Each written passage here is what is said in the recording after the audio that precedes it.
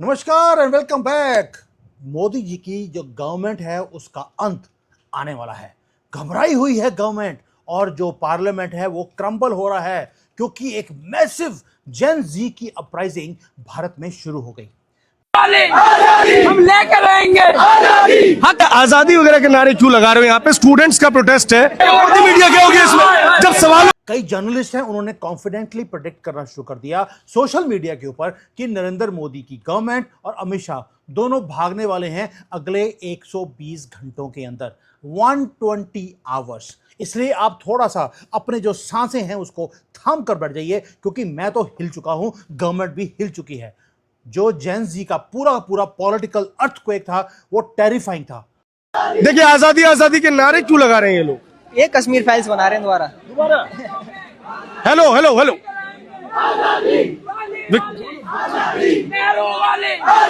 अर्थ shaking था और वो लास्ट किया 4 घंटे। 4 घंटे में उनकी हवा इतनी निकल गई कि वो गवर्नमेंट की हवा निकालने आए थे, लग्जरी एसी गाड़ियों में उनको बैठना पड़ा, कोल्ड कॉफी पीनी पड़ी और उसके बाद वो भाग गए घर 3:30 बजे रात को, क्योंकि शाम को उनकी रात हो गई थी 3:30 बजे, क्योंकि 5 बजे के बाद ये काम नहीं करते, क्योंकि 9 से लेकर 5 बजे तक ही ये काम कर सकते हैं। तो 3:30 बजे फ्लाइट लिया और मम्मी के गोदी में जाकर वो बैठ गए। लेकिन इस सब को देखकर मोदी जी की गवर्नमेंट वो हिल चुकी है। दोस्तों, वेलकम करता हूं आपको great world stopping revolution of cockroach Janata party. और गवर्नमेंट हिली पड़ी है एंड दे आर लाफिंग।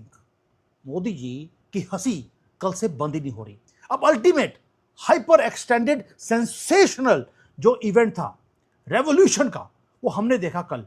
पूरा का पूरा गवर्नमेंट को नीचे गिरवाने के लिए उन्होंने सूरज की तपती हुई जो टाइम था उसके नीचे खड़े हुए, बट साजिश करी मोदी जी ने।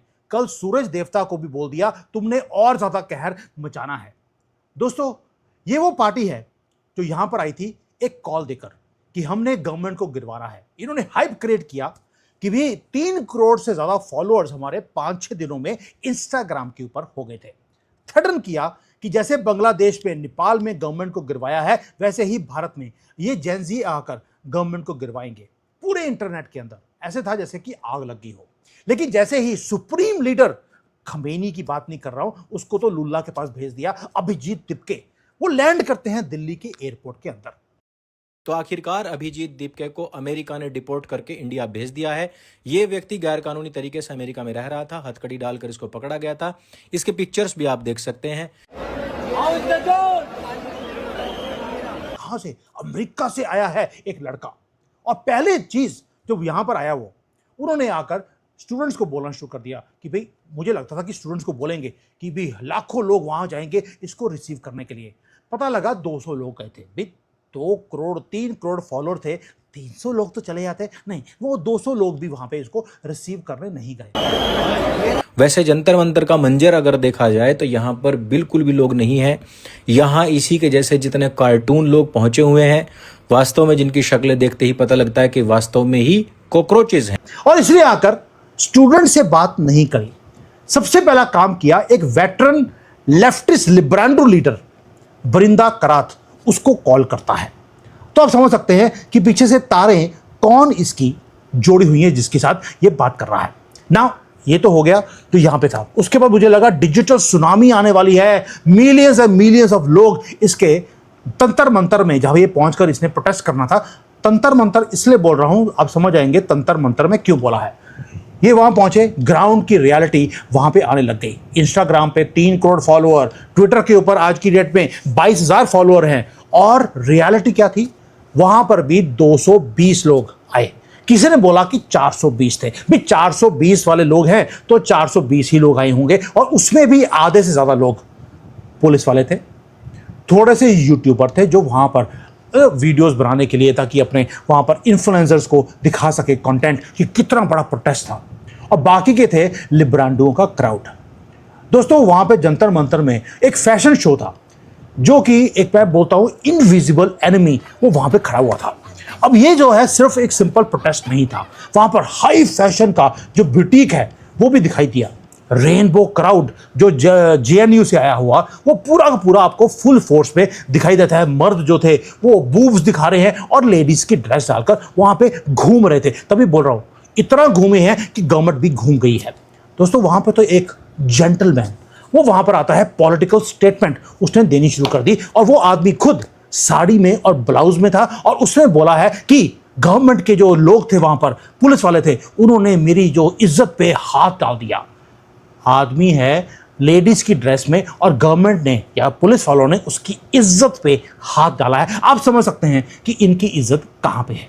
दोस्तों उसके बाद जो ट्रेडिशनल डफली वाले थे वो वहां पहुंचे हैं, और उन्होंने आकर, वही डफली वाले जो आजादी के नारे लगाते हैं 1970 से, अभी भी जेएनयू के अंदर पिछले 40 साल से अंदर बैठे हैं, 100 रुपए का किराया देते हैं महीने का, और वहां पे डफली बजा जाकर आजादी चाहिए वाला वो नारे लगाते हैं। क्राउड भी शुरू हो गया, लेके रहेंगे आजादी, पूरी अपने फाड़ फाड़ के मुंह को इन्होंने बोलना शुरू कर दिया।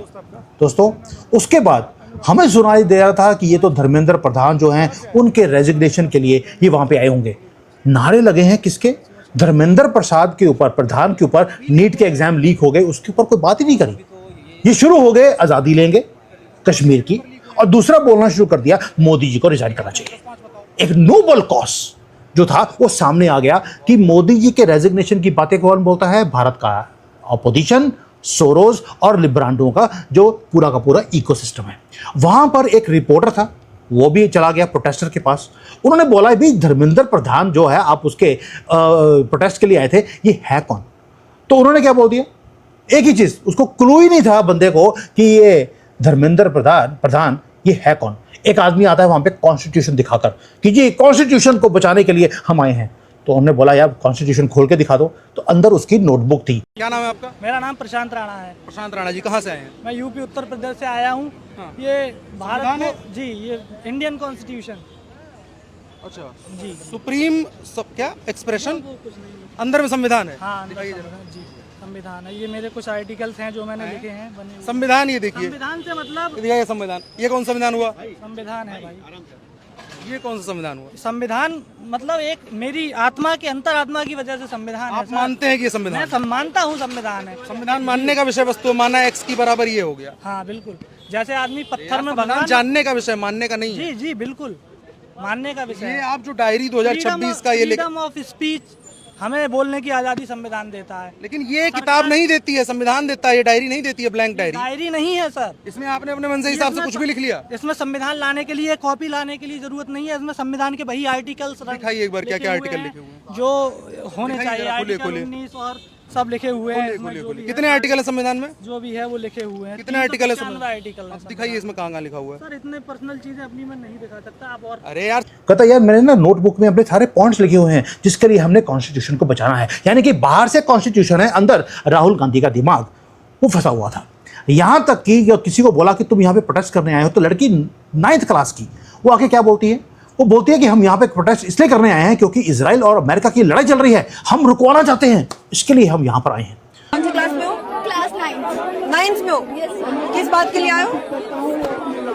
किस बात के लिए आए हो? मैम एक्चुअली वो इजराइल और इनके बीच लड़ाई चल रही है, तो किनके बीच? इजराइल अमेरिका के बीच लड़ाई चल रही है, तो हम इजराइल और अमेरिका के बीच लड़ाई चल रही है। तो कॉमेडी शो इतना ज्यादा था कि वहां पर समझ नहीं आ रहा था कि क्या हो रहा है। वहां पर एक आदमी है जिसका नाम था मुदासिर उस्मान, वो भी आया हुआ था। कैमरे ने उसको पकड़ लिया। दिखने में बड़ा ही इनोसेंट, वो चाइल्ड लगता है, लेकिन नाम है मुदासिर उस्मान, तो समझ आ गया होगा कि जिहादी ही था। जब पूछा गया कि तुम्हारा नाम क्या है, तो उसने बोला मेरा नाम मत पूछो, हम तो एक रेगुलर भारतीय सिटीजन हैं, दैट्स इट। क्योंकि वो एक्सपोज नहीं करना चाहता था अपने आप को। पता लगा बाद में वो पॉलिटिकल मेंबर है आम आदमी पार्टी का। भाई नाम से पता लग गया होगा, मुदासिर उस्मान आम आदमी पार्टी का कॉकरोच ही हो सकता है। यानी कि कॉकरोच पार्टी में सारे कॉकरोच भारत के वो पहुंचे हुए थे। दोस्तों जो ड्रामा था वो वहीं पर खत्म नहीं हुआ। अब रेवोल्यूशन अगर करना है तो आपको वीआईपीज जो होते हैं, एजुटेशन के वीआईपीज, वो भी चाहिए होते हैं। वहां पर प्राउडली सुदेश जी वो बैठी हुई थी, वो खड़ी हुई वहां पर, और वो करके रहे हैं। ये लीडरशिप की वो लोग हैं जो हमेशा ही, जिसको हम बोलते हैं क्वीन ऑफ इंडियन प्रोटेस्ट, कहीं भी कुछ भी हो रहा हो ये वहां पे सुदेश पहुंच जाती हैं। सीएए के प्रोटेस्ट हो, फार्मर प्रोटेस्ट हो, रेसलर्स का ड्रामा हो, वो कोई भी स्यापा हो भारत में, सुदेश जी अपना बैग पैक करती हैं, आराम से वहां पहुंच जाती हैं। लाउड स्पीकर मिलना चाहिए बस, उसके बाद इनकी एग्जिस्टेंस जिंदगी में वो शुरू हो जाती है। वो वहां पहुंची हुई थी, वो सपोर्ट कर रही थी गवर्नमेंट को गिरवाने के लिए। बट इसके बाद एक ड्रामा और हुआ। वहां पर यह था कि इतने ब्रेव रेवोल्यूशनरीज वहां पहुंचे। भगत सिंह भी रेवोल्यूशनरी थे, हंगर स्ट्राइक रखी उन्होंने, और जो सेल था उनका, जो जिस जेल में रखा हुआ था सर्दियों के अंदर, वहां पर सर्दी थी कमरे के अंदर, वहां पे कंबल भी उनको दिया नहीं गया। लेकिन ये जो रेवोल्यूशनरीज हैं ये वहां पहुंचे और 40 डिग्री दिल्ली की जो तपती हुई गर्मी थी उसमें ये पिघल गए। 3 बजे शाम को जो रेवोल्यूशनरी का जो हेड है लिटरली वो भाग गया।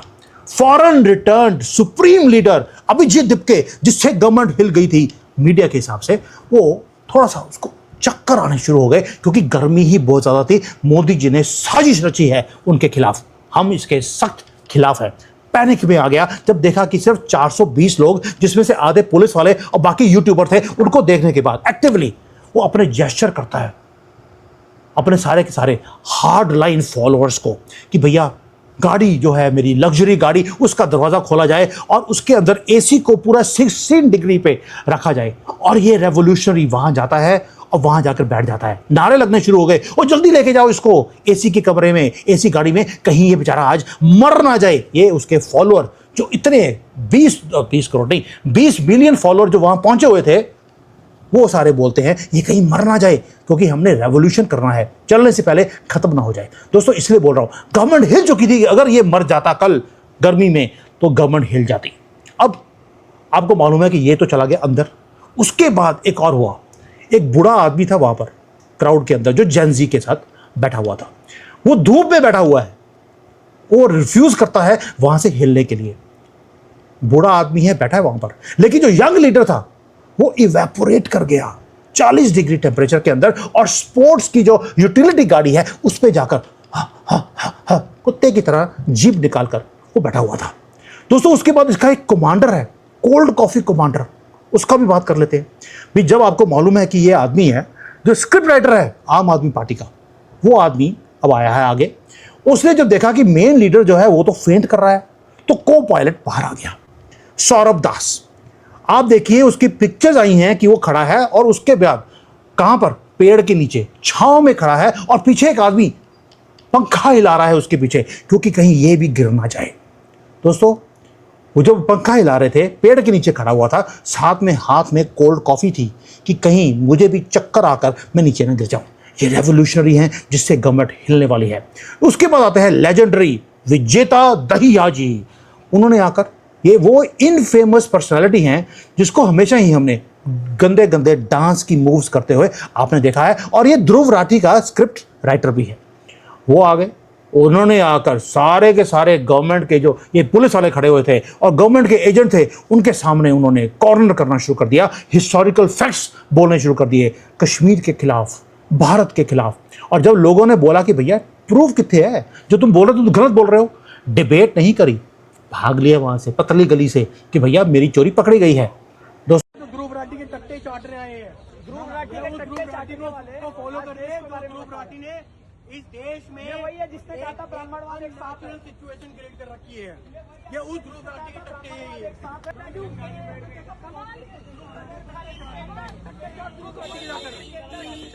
ध्रुव राठी के वो चाटो, ऐसे ऐसे एंटी नेशनल इस देश में आ जाते हैं, आतंकी है, गद्दार है, आतंकी को इनको झूठे इनसे बुला रहे हैं, ऐसे आतंकियों को तो गाड़ी में जा रहे हैं, ऐसे ऐसे आतंकियों को पैदल चल के गए। शर्म कर आतंकी, शर्म कर आतंकी, शर्म। So he literally practically ran away from the microphone। जैसे ही इस स्टार कैंपेनर को इसका ट्रैक रिकॉर्ड पूछने की कोशिश करी गई। अब इसके बाद आते हैं, आपने देखा होगा कि भाई वहाँ पे मीडिया वाले भी थे, कंफ्यूजन इतना ज़्यादा था किसी को ये समझ नहीं आया कि करना क्या है। अभिजीत दिपके सुप्रीम लीडर अपने सारे ये कॉकरोचों को बोल रहा था बैठ जाओ, ज़्यादा दिक्कत मत करो, मैंने कुछ बोलना है। क्योस इतना ज़्यादा था कि न्यूज़ 24, वही जो मोदी जी के खिलाफ बोलने वाला न्यूज़ चैनल है, वो वहाँ पहुँचा हुआ था। उन्होंने आकर दिखाने की कोशिश करी कि देखिए कितना बड़ा रेवोल्यूशन है। हुआ क्या, जो वहाँ के कॉकरोच बैठे हुए थे उन्होंने अपने ही न्यूज़ चैनल को बोलना शुरू कर दिया, भाग जाओ यहाँ पे, कोई भी गोदी मीडिया अलाउड नहीं है। यानी कि अपने ही मीडिया को गोदी मीडिया बोलना शुरू कर दिया, जिनकी गोद में ये खुद बैठे हैं उनको ये गोदी मीडिया बोल रहे थे। दोस्तों ये तो हो गया जो मीडिया के साथ किया है। उसके बाद आया है 5 PM वाला मम्मी पापा वाला, जो ये रेवोल्यूशनरी सुप्रीम लीडर है। अब इसके बाद एक ऐसा हिस्टोरिकल काम हुआ जिससे कि गवर्नमेंट हिलने वाली है और गिरने वाली है। क्या हुआ आपको मालूम है कि दिल्ली को तो इन्होंने पूरा हॉस्टेज बना लिया था, गवर्नमेंट गिरने वाली थी, पार्लियामेंट भी गिरने वाला था। उसके बाद आया 3:30 बजे शाम को तंत्र मंत्र, जहां पे इन्होंने सारे तंत्र और मंत्र सारे यूज करके देख लिए, कुछ नहीं हुआ। तो 3:30 बजे, जबकि इन्होंने बोला था प्रोटेस्ट हम 5 बजे तक करेंगे और पुलिस से परमिशन भी लिया हुआ था, लेकिन वहां पर इनका सुप्रीम लीडर बोलता है कि भाई मैंने ट्वीट कर दिया है गवर्नमेंट को कि अगले 15 दिन में अगर आपने हमारी बातें नहीं मानी तो आपको अपना पैक करके सारा बोरी बिस्तरा आपको घर जाना पड़ेगा। 15 दिन का अल्टीमेटम दे दिया ट्विटर के ऊपर। और फिर बोल दिया देखिए ऐसा है, मैं जा रहा हूँ मम्मी पापा को मिलने के लिए। पिछले 1 साल से मेरी ज़िंदगी जो है, मैं बिल्कुल लगा हुआ था इसके काम के पीछे, और पिछले 15 दिन में मेरी लाइफ जो है हेल बन चुकी है। और वैसे भी प्रोटेस्ट जो था वो मैंने सुबह 9 बजे शुरू करना था और शाम के 5 बजे तक, क्योंकि मैं काम ही 9 से 5 करता हूँ, उसके बाद तो मैं लड़कीबाजी करता हूँ। तो दिप के साथ 3:30 बजे पैक करके, क्योंकि 1 घंटे की फ्लाइट भी लेके जाना है या जो भी करना है, तो 5 बजे घर पे पहुंचना चाहिए, नहीं तो मम्मी नाराज हो जाएगी। तो बेचारे निकल गए पतली गली से। दोस्तों ये सिर्फ ट्रेलर दिखाया उन्होंने, साथ में दीपके ने बोल दिया एक और चीज, final warning to the government. तभी बोल रहा हूं मोदी जी आज रिजाइन लिख रहे हैं, साइन करेंगे 120 घंटे से पहले। क्या बोल दिया कि रिजाइन करवाओ वरना हम दोबारा आएंगे अगले सैटरडे। लेकिन साथ में नीचे लिख दिया कंडीशंस अप्लाई। कंडीशन ये है कि सूरज देवता इतना तेज नहीं होने चाहिए, बारिश नहीं होनी चाहिए, परफेक्ट वेदर होना चाहिए, और उसके बाद सड़कों के ऊपर गवर्नमेंट को चाहिए कि वहां पे कोई एसी का इंतजाम करें ताकि ये वहां पे प्रोटेस्ट कर सकें, वरना किसी और सैटरडे, ये सैटरडे वेट करते रहेंगे, क्योंकि वीकेंड्स के ऊपर ही ये प्रोटेस्ट करते हैं, वीक डेज में ये प्रोटेस्ट नहीं करेंगे, क्योंकि वर्किंग डेज होते हैं तो कहीं वहां पर सैलरी कट ना जाए। दोस्तों कांग्रेस जनता पार्टी ने प्रूव कर दिया एक मैग्निफिसेंट ट्रुथ कि आप millions of fake bot followers को पाकिस्तान से बांग्लादेश से बाई कर सकते हैं। आप एल्गोरिदम को ग्लोबली अब चेंज करवा सकते हैं। लेकिन अगर आपको या इवन सेंसेशनल बॉलीवुड की या हॉलीवुड की अपराइजिंग करनी है, अपने दिमाग में आप कर सकते हैं, लेकिन आप दिल्ली की गर्मी से बच नहीं सकते। ये रेवोल्यूशनरीज आज के हैं और मोदी गवर्नमेंट ऑफिशियली नोटिस पे आ चुकी है। 120 घंटे में मोदी जी रिजाइन करने वाले हैं और 15 दिन में गवर्नमेंट गिर जाएगी। तो अगला प्रधानमंत्री नया आने वाला है और दीपके साहब को लगता है कि अगला प्रधानमंत्री वही बनेगा। उन्होंने जो बातें करी हैं, संविधान हाथ में रखा हुआ था कि मैं इस संविधान को बचाने के लिए आया हूं। उसके लिए एक तो आपको मालूम है कि कुछ कॉकरोच हैं जेलों में 5 साल से लगे हैं, उनको छुड़वाना है, कुछ खालिस्तानी हैं उनको छुड़वाना है, केजरीवाल के और राहुल गांधी के कुछ केसेस हैं उनको बंद करवाना है, और इसके कारण को कॉन्स्टिट्यूशन है वो बच जाएगा। और मोदी की गवर्नमेंट को गिरवाना है, उसमें एजुकेशन मिनिस्टर का कोई लेना देना नहीं है। दोस्तों इसलिए बोल रहा हूं, आपको अगर भारत में रहना है तो आपको जो ये कीबोर्ड के और 9 to 5 काम करने वाले वॉरियर्स हैं, मंडे टू फ्राइडे वाले, जो सैटरडे को और संडे को ही प्रोटेस्ट करेंगे, सर संडे को भी नहीं, क्योंकि संडे को रेस्ट करनी होती है और सैटरडे को 5 बजे तक घर पहुंचना होता है, मम्मी नाराज ना हो जाए, ये आपकी गवर्नमेंट को गिरवाने लगे हैं। आपको भी डरना चाहिए। मैं कहता हूं आप इमीडिएटली अपने बैग पैक कर लीजिए। मोदी जी तो झोला उठा के जाने वाले हैं 120 घंटे में, आपको भी जाना पड़ेगा, क्योंकि अब ममता बानो चली गई, अब उसके बाद कोई और तो रेवोल्यूशनरी चाहिए था सोरोस को, तो ये आ गया है। ये आपकी ज़िंदगी अब नर्क बनाने वाला है। इससे पहले कि आप अपने ही कंट्री में अपने आप को पहचानना बंद कर दें, आप प्लीज़ यहाँ से निकल जाइए। मैंने तो ऑलरेडी सोचा हुआ था कि मैं इंडिया में आने वाला हूँ अपनी वाइफ को लेकर, मैं भी इसको डिले कर रहा हूँ क्योंकि अब इंडिया में आना इम्पॉसिबल हो जाएगा। थैंक यू, जय हिंद, वंदे मातरम।